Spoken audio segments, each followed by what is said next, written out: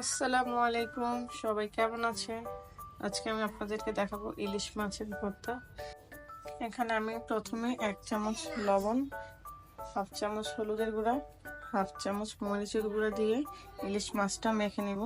ইলিশ মাছ সবসময় হালকা মশলা রান্না করলে ইলিশ মাছের স্বাদ বেশি থাকে, তাই এখানে আমি বেশি মশলা ব্যবহার করবো না, শুধু হলুদ, লবণ আর মরিচ দিয়েই মাছটা ম্যারিনেট করব।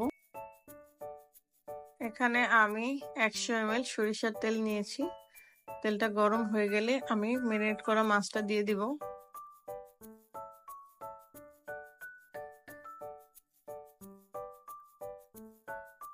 মাছটা এপিট ওপিট করে ভালোভাবে ভেজে নিব। আমরা অনেক কিছুরই ভর্তা খেয়ে থাকি, ইলিশ মাছের ভর্তা একটা অন্যতম মজাদার খাবার। মাও ঘাটে এই ইলিশ মাছের ভর্তাটা ওরা খুব মজা করে বানায়, যদিও সেই মাছগুলো অনেক বড় বড় থাকে। আমার এই ইলিশ মাছটা বেশি বড় না, তাই এটা আমি পুরোটাই ভর্তার জন্য ব্যবহার করব। আমার মাছ হয়ে গেছে, এখন আমি এখানে 8-10টা রসুন নেব। রসুনগুলো একটু ভেজে নিব।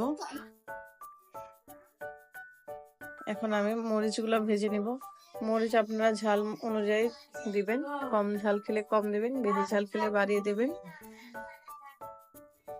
সব ভাজা হয়ে গেলে তুলে নেব এবং ঠান্ডা করে নিব। এখন আমি এটা পাটায় বেটে নিব। প্রথমে মাছটা এভাবে ভেঙে ভিতর থেকে কাঁটাগুলো সব তুলে নিব, কারণ ভর্তায় কাঁটা আবার গলায় বাজতে পারে, তাই ধীরে ধীরে মাছের কাঁটাগুলো সব বেছে নিব।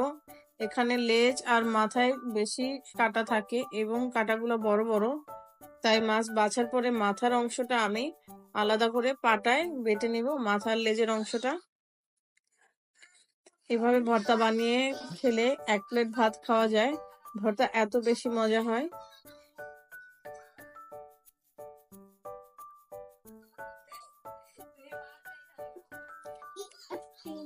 আমি মাথার লেজের অংশটা বেটে নিয়েছি। এখন ভিতর থেকে বড় ছোট সব কাঁটাগুলো বেছে নিয়ে নিলাম। এখন আমি প্রথমে লবণ দিয়ে মরিচগুলো ভেঙে নিব।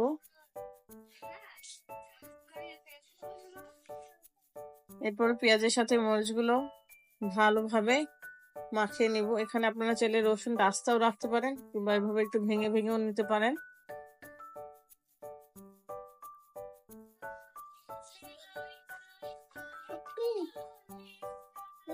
ভালোভাবে মেখে নেওয়ার পরে এখানে আমি মাছ ভাজারই তেল 2 চামচ ব্যবহার করেছি। আমার মাছের ভর্তা তৈরি হয়ে গেছে। এই ইলিশ মাছের ভর্তাটা এত বেশি মজা লাগে, আপনারা অবশ্যই বাসায় ট্রাই করে দেখবেন। আমার ভিডিওটি ভালো লাগলে বন্ধুদের সাথে শেয়ার করবেন। আল্লাহ হাফেজ।